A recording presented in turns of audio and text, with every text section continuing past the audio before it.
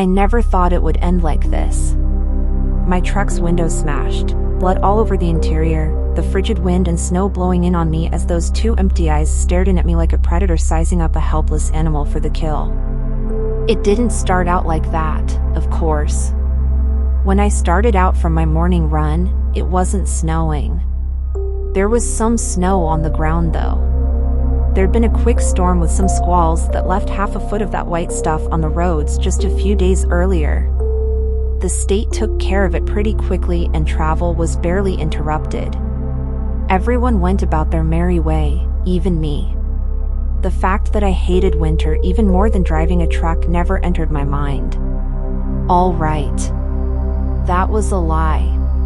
As I drove down the road, I found myself looking at the small piles of snow along the roadside and cursing them for not being big enough to cancel my run.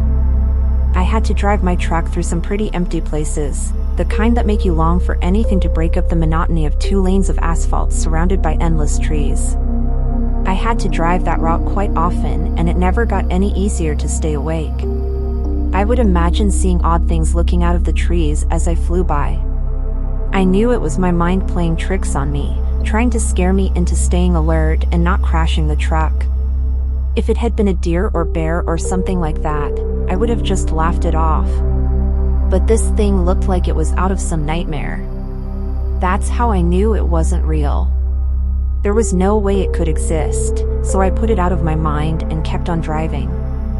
Fortunately, with it being a 2-day run, I was able to pick where I wanted to stay after I got my load. Hotels were nice, but if needed, I had the sleeper in my cab, which I called home away from home. It wasn't bad as cramped spaces go. There was lots of shelf space above the bunk. I had a TV mounted on the wall hooked up to a GameCube. There was a DVD player with an assortment of movies that I rotated out on a weekly basis. And there were some paperback books. Lord of the Rings, Frankenstein, This Present Darkness, along with all the indie authors' books I had on my phone. I didn't have to worry about being bored. There was always my laptop that held the novels I'd started writing and never finished. The only thing I really needed was food and a bathroom. I had snacks stashed around, sometimes in places even I didn't find for months. But it couldn't compare to a nice hot meal. I had my favorite stops on the road, and they all had 2 things in common: good food and a quiet place to park and sleep. I didn't like having my truck squashed up against other trucks, wondering if I'd be able to get my door open if they parked like an idiot. I liked parking near the outskirts of a parking lot. It was more private, and I didn't feel as hemmed in. Of course, there was a trade-off. More privacy meant walking further to get to the truck stop, sometimes a lot further. But I used that to my advantage. Nothing like a nice long walk to get the blood flowing to all those muscles I didn't use when driving. Unfortunately, the place was a local mom and pop operation, which meant they didn't have the money to stay open 24 hours a day. Usually, I'd pull my truck into my spot in the evening, go get supper at the lunch counter, then grab supplies for the night. I'd always go inside one last time to use the restroom just before they closed at midnight. That evening, I followed the same pattern, pulled in, walked to the store, got some supper, and went back in around 11:30 for restroom and supplies before going back to my truck and falling asleep. Normally, I try to keep a good watch on upcoming weather. For whatever reason, I hadn't that day. I woke up around 8 a.m. and looked out to a sea of white. It had snowed, and it had snowed hard. It looked like someone wanted to make up for the snow quota this winter and did it all in 8 hours. I dressed in my cold weather gear and went out to see how bad it was and if my truck would be going anywhere today. When I jumped out of the cab, my legs disappeared. There was at least 2 feet of snow on the ground, and it was still putting it down. I trudged around the truck to make sure everything else was okay, then got back in the cab, brushing off as much snow as I could first. I climbed into the bunk and turned on the news to the announcement that a major blizzard had hit the area. Wow, I thought. That's some great investigative reporting right there. They were calling for another foot before the snow stopped. Great.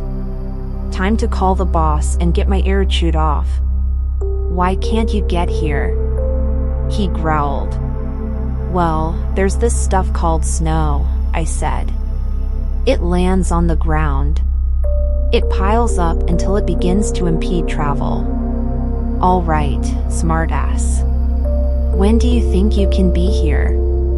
Well, seeing that I haven't even seen a snowplow go by, and I'm sitting in a parking lot that probably won't get plowed out until much later than the highways, on top of the fact that my tires are nearly bald even though I've been telling you for months they needed changed, I'll say I have no earthly clue when you'll see my precious cargo. He was silent for a long moment. Do you like your job? Not particularly, I said. Then added, when the weather's like this, you might want to update your resume. With that, the line went dead. Thanks for the support, I said to the dial tone. I settled back in, turned off the TV, and went back to sleep. When I first started out in trucking, a fellow driver gave me a tip that I never forgot. Anytime you have the chance to get some rest, take it. That little tidbit helped me tremendously over the years. A little extra sleep means a lot less coffee. When I woke a few hours later and peeked outside, it was still snowing. I looked out my driver's side window, and even my tracks were gone. I was feeling the call of nature, and decided to brave the elements to take the truck to the truck stop for some relief. I felt a little silly for putting on all my cold weather gear, including gloves and goggles. That feeling didn't last long though. It was snowing so hard, I couldn't even see the truck stop. I drew an invisible line with the side of my truck, aimed in that direction, and started walking. You know, I never read Call of the Wild. I never saw live. Maybe if I had, I wouldn't have been so eager to throw myself out into this blizzard just to go pee. Trudging through the snow and the driving wind was growing old quickly. I felt like I should have reached the truck stop by now. I paused and looked around. Two realizations hit me at the same time. First, I couldn't see the truck stop. Second, I could no longer see the truck. As a lovely addition, my tracks were quickly disappearing. I tried to focus on my path toward the truck stop and began trudging again. 15 minutes later, I believe by sheer luck, I saw the store appear off to the right. My track had been dead on, but I was close enough to find the place. My winter gear was starting to fail me, especially with the wind finding all the little places it could inject frigid air. As I approached, I breathed a sigh of relief at getting in out of the cold, not to mention a massive cup of steaming hot coffee. I reached for the door, but it refused to open. Maybe it was frozen shut. I pulled harder, but nothing happened. I looked in through the glass and saw no lights on. It struck me how the walkway wasn't shoveled either. Oh no, I thought. The storm has stuck him at home. My hopes for a nice warm bathroom and a steaming hot cup of coffee plummeted. I took one last forlorn look at the dark store and turned back towards my truck. My disappointment grew as I realized my tracks were gone. I was now snow-blind and navigating without a compass or any means of direction. I tried to draw an invisible line with the outer wall of the store and hoped it would lead me back to the truck. I felt my cold, wet feet protest as I headed back towards the warmth of my truck. I hugged my jacket, attempting to keep the wind out. The snow was up past my knees now and seemed like trudging through mud. In retrospect, it would have been better for me to wait in the truck until I saw a snowplow in the parking lot. I had plenty of empty tea bottles for bathroom emergencies. But there was no use chiding myself now. I had to get back to the truck to keep this mistake from becoming a fatal one. If I got lost and couldn't find the truck, no one would come looking for me. They might not find my frozen body until spring thaw. That was a cheery thought. As if my journey hadn't been hard enough, after a while, something caught my foot and sent me sprawling face first in the snow. I struggled to right myself and quickly wiped the snow from my face, silently thanking God that I'd worn the goggles. I tried to get my bearings again, but curiosity nagged at me. What had I tripped on in the middle of a parking lot? I dug down and discovered the offending object. It was a parking space barrier. I chuckled for a moment until I realized to my horror that I should never have come near any of these in the middle of the lot. In fact, a straight trail from the store to the truck, the barrier I tripped on would be a couple of dozen yards to the right. I scraped the rest of it off and saw it was running nearly parallel to my path. I'd veered off course badly. The bright side was, I now had a point of reference and hopefully could correct my course. I looked around and found myself adrift in a sea of white. The store had disappeared and the truck was nowhere to be found. I took a deep breath and used the barrier to aim towards where the truck should be. I remembered one key fact in the process. These barriers lined the edge of the parking lot, and just past them was a drop-off. In retrospect, it was lucky I tripped on it instead of stepping over it and rolling down a hill that I might never make it back up again. I turned to aim myself where I thought my truck was, when out of the corner of my eye, I thought I saw a shadow of a figure walk by. I couldn't be sure because of the blowing snow made visibility nearly impossible. It could have just been my imagination. I'd been out in the cold for much longer than I planned, and it was time to get back to the truck. I was suddenly reminded why I got out of the truck to begin with. I had to pee. I took a quick look and saw nothing but snow. I fought to unzip my frozen zipper as my bladder screamed a full red alert that it was about to release the floodgates whether I was ready or not. When I finally got the job done and started the yellow stream, the wind shifted direction, sending it spraying all over my pants. I quickly turned so that the stream was downwind. When I finished, I looked down at the front of my now wet pants and swore internally. Yet another reason to find the truck quickly. Wet pants turned to frozen pants turned to dangerous pants. I looked down at the barrier, now covered in flecks of yellow snow, and started on my new course. The snow had not let up one bit, and my energy started to wane even though I'd just been standing around for the last 10 minutes. Trudging through nearly waist-high snow was making me more tired than I'd been in a long time. The wind rushing in my ears tore away my hearing. There wasn't anything out here to listen to, and yet I thought I heard something. I looked around, but only saw white. Was this my mind starting to play tricks on me like it did when I was driving and thought I saw the creature that doesn't exist peeking out at me from the trees? I turned back to my imagined destination, wondering if delusions were the first step in freezing to death. As if to answer, the wind hit me with a solid gust, knocking me down. If I didn't know him better, I'd swear I felt a giant hand in the middle of my back. I looked up and saw nothing but snow, swirling around making mini tornadoes. I chuckled at the irony of them being called snow devils. I guess my own personal snow devil was pushing me around. I got up and started for the truck again. Every step felt like my feet were encased in concrete. I plodded on, trying to pull away from whatever reserve energy I had. I couldn't die in the middle of a parking lot just yards away from my nice warm truck. That would be the ultimate irony. I walked on, barely conscious, wanting only my 18-wheeled safe harbor from this merciless storm. My head was down. I wasn't even looking anymore. Didn't make any difference. I knew I'd never find it. I knew it was like looking for a needle in a field of haystacks. There was no way I would ever get. I slammed into something and fell back. The snow was so deep, I just lay there like a turtle, unable to get off my back. I looked up and saw the thing that had hit me was the back corner of the truck. 2 feet to the right, and I would have missed it.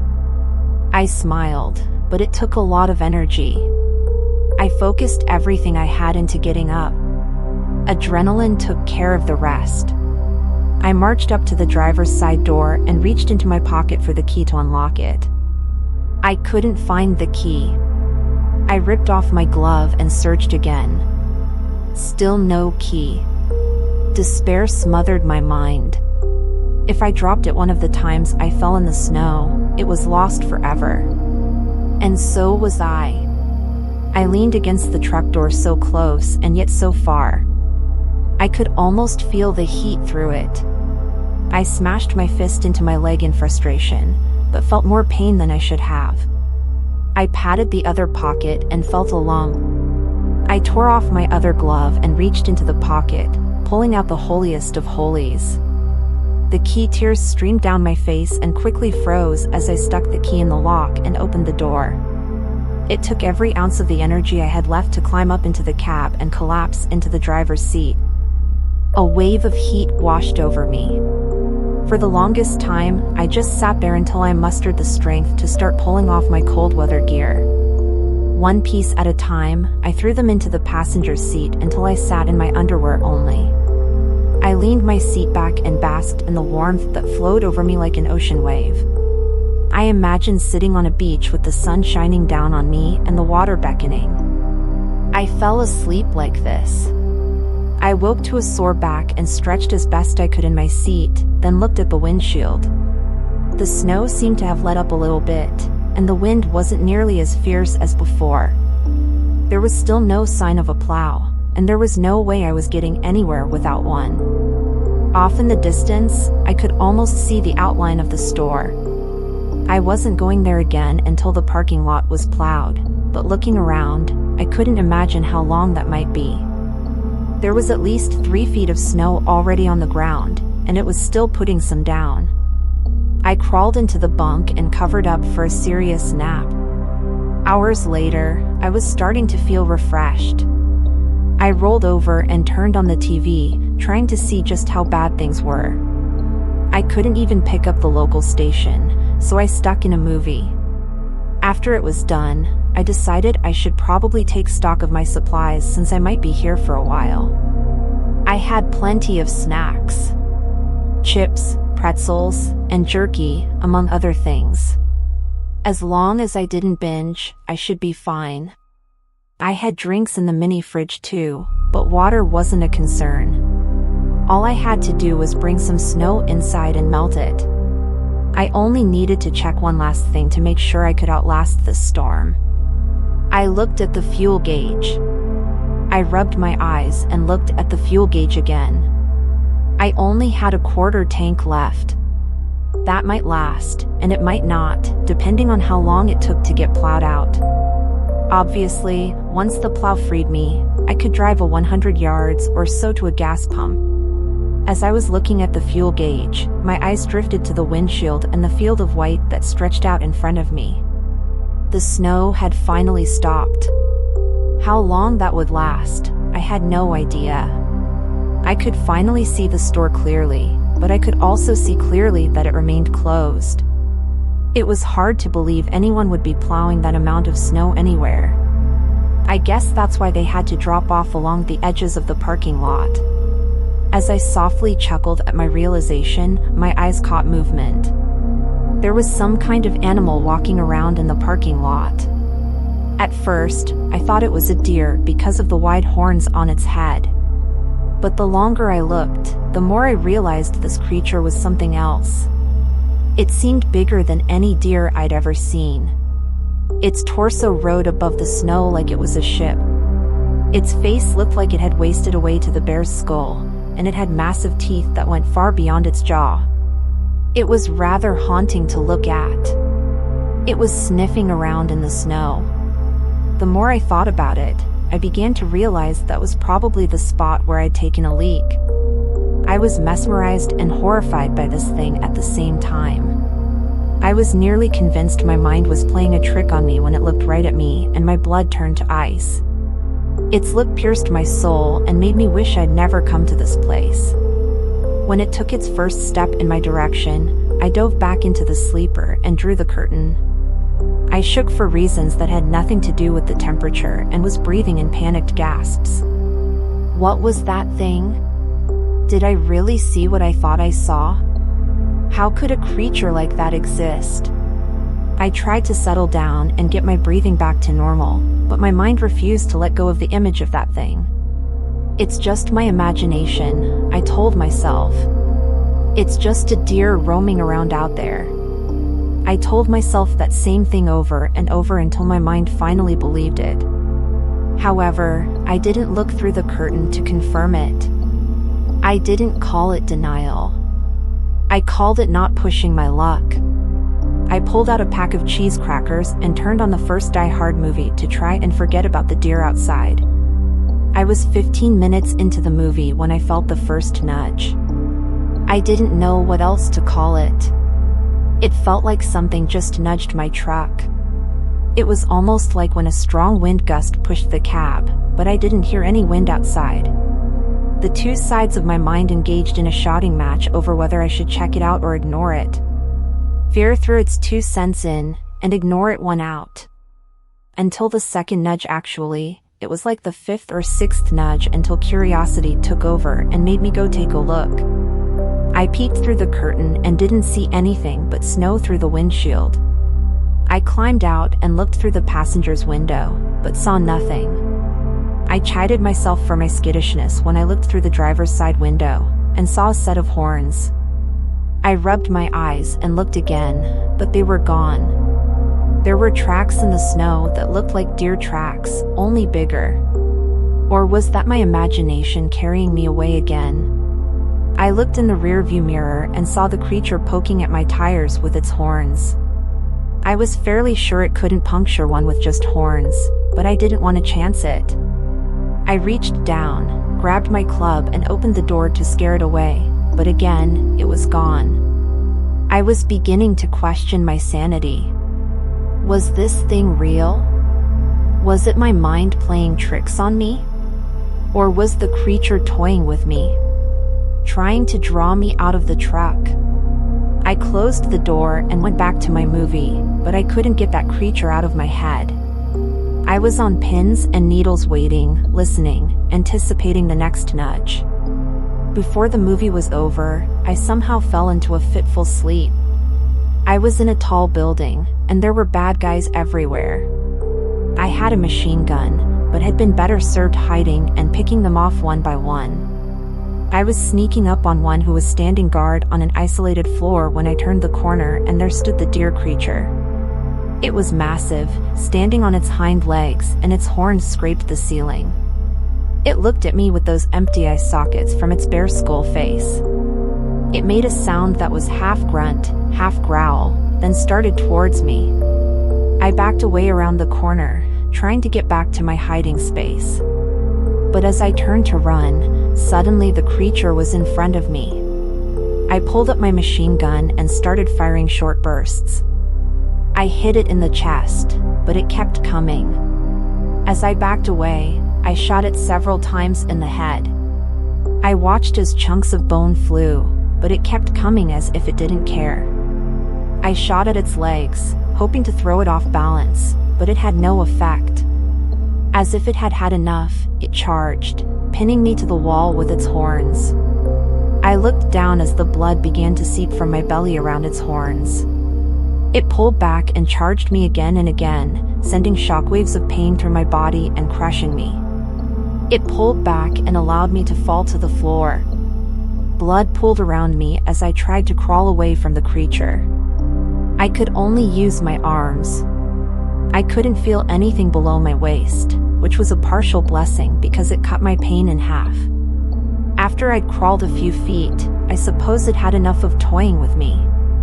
It stomped its foot down on my neck so hard I heard a snap and my arms went dead. I could feel it tear into my back, ripping away pieces of meat. I could hear the sickening chewing and slurping as I was eaten alive. I woke with a start, sweat pouring from my forehead, and looked around the sleeper cab looking for the creature that was tearing me to pieces. After a few seconds, I came to the realization it had just been a nightmare. I turned off my DVD player and stuck my head out through the curtain to check on my fuel situation. The needle was well below the quarter mark, almost down to an eighth. I looked out through the windshield and the snow had not magically melted. In fact, the wind had picked up, and now it was starting to drift. Where there was once an even field of snow, now there were peaks and valleys forming like dunes in the desert.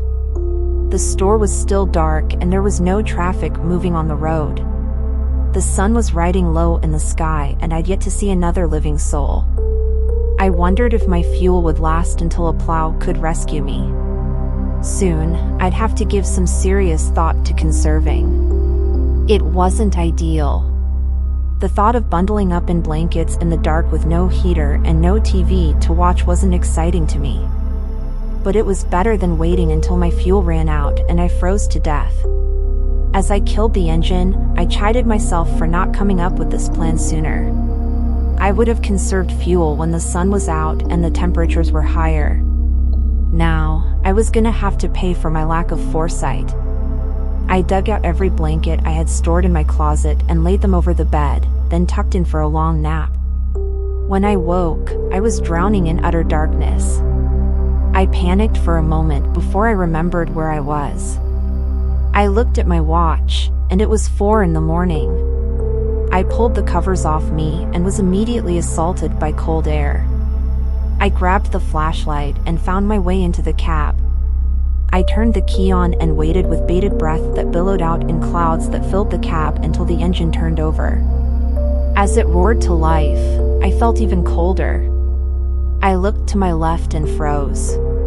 The driver's side window lay in pieces on the seat and floor. I slowly turned to look at the passenger side window when fear grabbed me. There was a face looking in at me, but it wasn't a human face. It was the ungodly face of the dear creature that had gored me to death in my dream. I stared into the dark hollow eyes of this thing sent straight from hell. It reared its head back and then smashed into my passenger's window, splintering it. It reared back again and this time shattered the window, reaching in for me with its fierce long teeth. I jumped back and landed in the driver's seat full of glass. I knew I was dead. There was nothing I could do.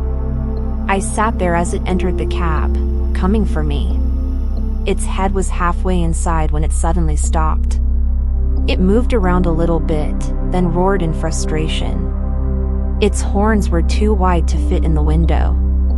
It tried over and over again to get in, but there was no way it could fit. As suddenly as it appeared, it vanished.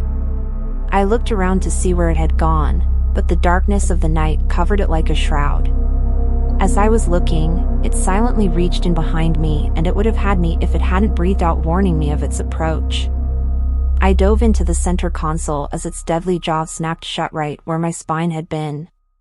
It continued its assault on the window, gaining ferocity as it frustrated itself by not being able to get a hold of me.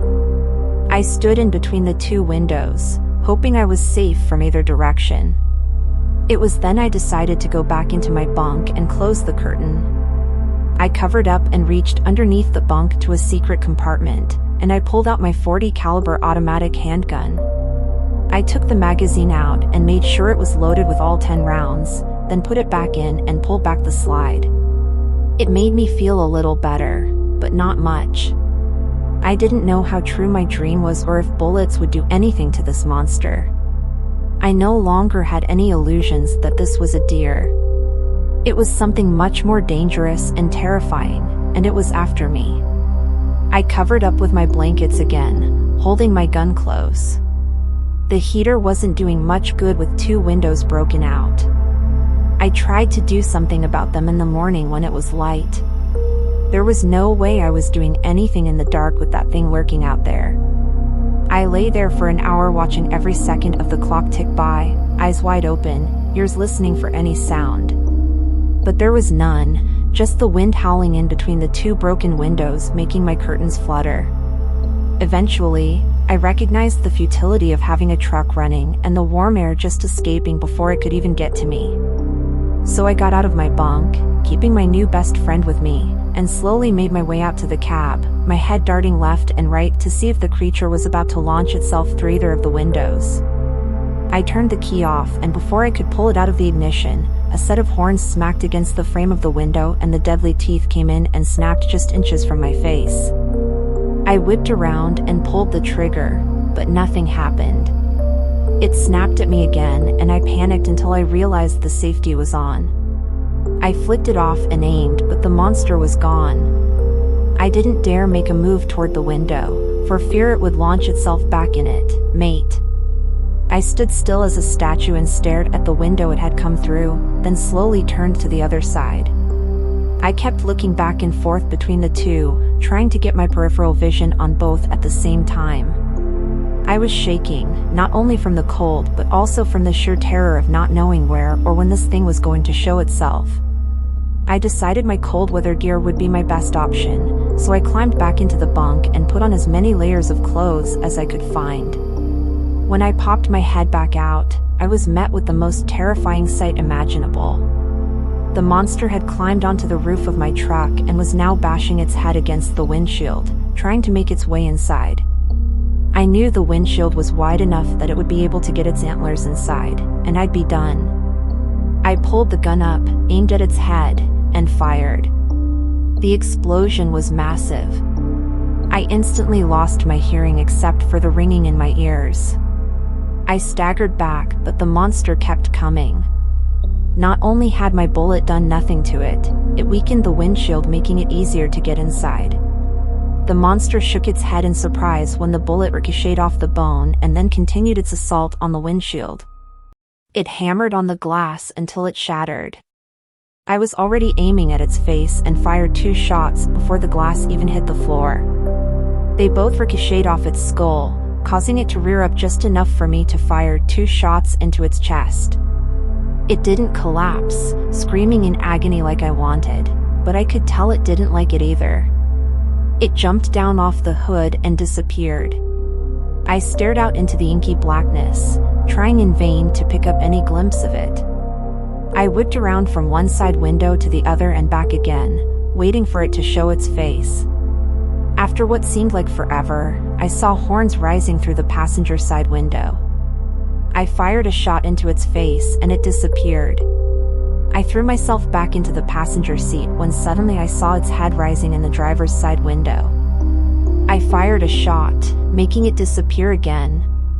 I jumped up and threw myself to the other seat, knowing it would be on the passenger side soon. Sure enough, 10 seconds later, it appeared and I fired another shot. It was toying with me.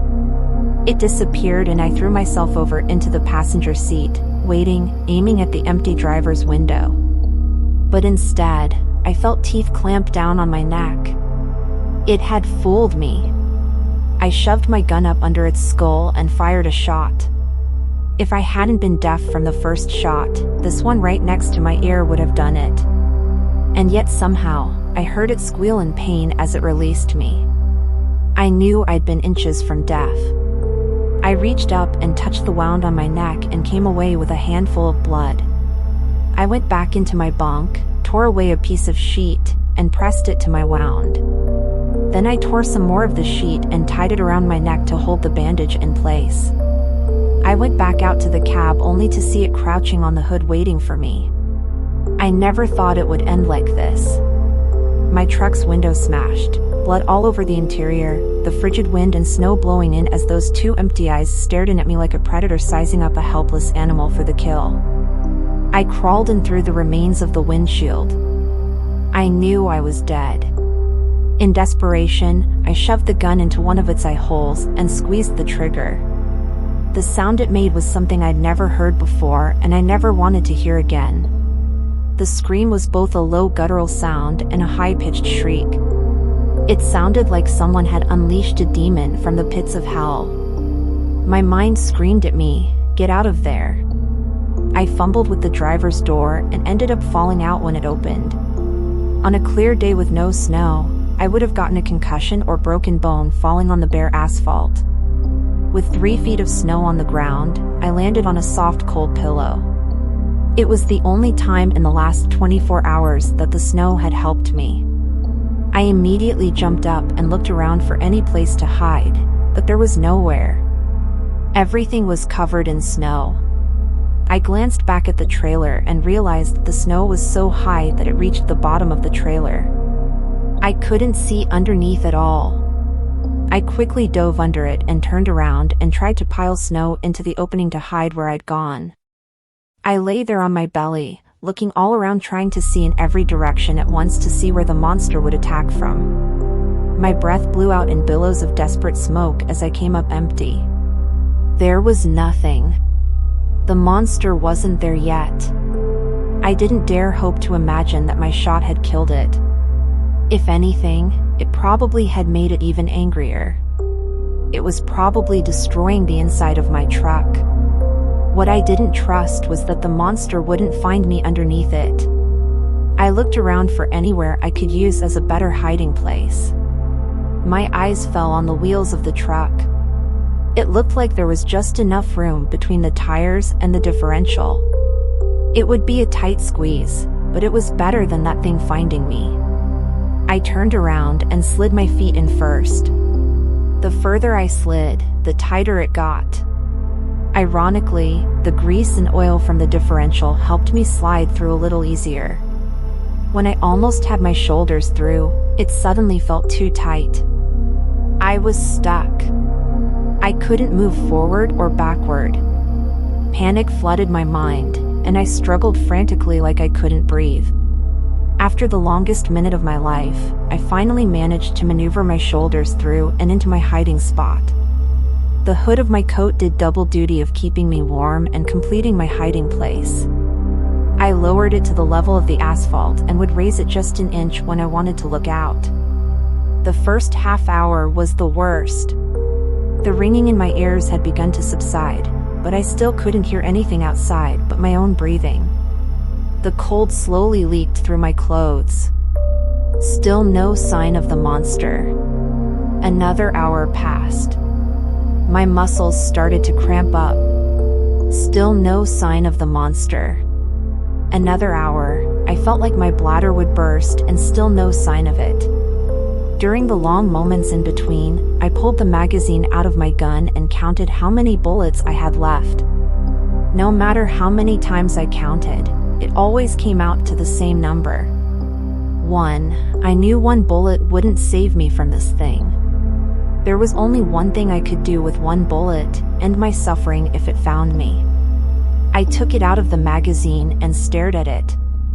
I used my coat to shine it up, then stared at my reflection in the gleaming metal. The edges of the snow around the trailer began to glow.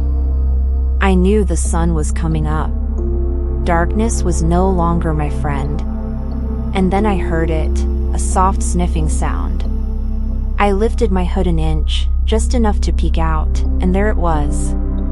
Its head had broken through the wall of snow close to where I dove under the trailer. There were a few drops of blood from my neck wound, and it was sniffing them. These drops would lead it right to me. Sure enough, it took a turn towards the front of the trailer and looked in my direction. I lay there still as a stone as it inched its way toward me. It was having trouble squeezing its massive body under the trailer, and I could hear it growling with frustration. It came closer, crawling right toward me. There was no doubt it knew I was there. I closed my eyes and stuck the barrel of the gun under my chin. Suddenly, it shrieked, and I could feel the truck bucking above me. I opened my eyes to the most amazing sight. Its horns had gotten caught in the chains hanging down underneath the trailer, and it was tangled. It screamed and bucked and fought to be free from its metal captors. It yanked backwards so hard, I felt the truck move sideways an inch. The differential was pressing on me now, and I had to shimmy over to avoid being crushed. I watched as the chains broke away one by one, and then it was free. I took the opportunity to crawl out from under the truck. It was useless as a hiding place now. It had already tracked me here. I was almost out when I heard another sound, and saw a shadow pass by the other side of the truck. It was coming back, but it was trying from the other side. I crawled as quickly as I could. This was my chance. If it surged from the other side, it might not know I'd left. I had no idea where I would go, but it was better to be out of a useless hiding place. As I stood next to the truck, I saw a large patch of red in the snow.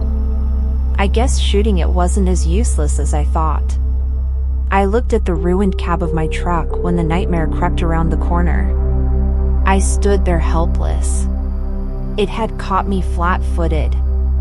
I had nowhere to go this time. It stared at me as it limped around the corner. Its empty eyes seemed to exude rage. This was it. I pulled up the gun with one last bullet, and I aimed it at the creature when it disappeared in a moving mountain of snow. The snow plow had finally arrived. I watched as the plow pushed its mound of snow past my truck and over the edge of the parking lot. The driver backed up and stopped beside me. "Hey there. You been here all night?" Yeah. Since before the storm." What happened to your truck?" he said, looking up at my shattered windows. I followed his eyes and fought for a moment. "Someone tried to rob me?" I said, knowing the truth was unbelievable. "Well, I see you took care of it," he said, looking at the gun in my hand. I looked down at the gun and stuck it in my waistband. "It's been a hell of a night," I said. "Well, don't worry. Roads are getting cleared, and I'll get you plowed out of here." He nodded at me and backed up to continue plowing. I looked at where he just plowed beside my truck, and I saw a long smear of red. I followed it to the edge of the parking lot and looked over the side with my hand on my gun. The drop-off was a good 10 feet or more, and the snow had already started to pile up. I followed the path of red down the hill with my eyes, and I saw antlers poking out of the snow. I stared at them, looking for any sign of movement. For 10 minutes, I watched, and they didn't move. I was interrupted when the plow pushed another pile of snow over the side, covering the antlers. I watched for another 5 minutes just to be sure. The plow guy pulled up beside me. "You okay?" he said. I pulled my eyes away from the snow pile. Yeah. I think I'm good." "You sure?" he said, pointing at my neck. Yeah. I just got nicked by some glass," I said, remembering the teeth of the monster clamping down on my neck. "Well, I think someone just pulled into the store," he said. "Maybe you should get something for that." Yeah. "I will." "Thanks," I said, knowing I would do no such thing. I wanted to avoid as many questions as possible. I climbed into the cab, brushed the glass off my seat, and drove over to the fuel pumps. After filling up, I started the long trip home. I kept my cold weather gear and mask on. Having no windows or windshield made for a frigid trip. The heater was on max and aimed at my feet, keeping the bottom half of me warm at least. I didn't call for a tow truck because I just wanted to get away from there. I never went back to that truck stop again. I didn't want to take the chance of that thing being alive. As I drove towards my home terminal through the endless stretch of trees, I saw one of the creatures peeking out at me that I used to think was just my imagination. Now, I know better.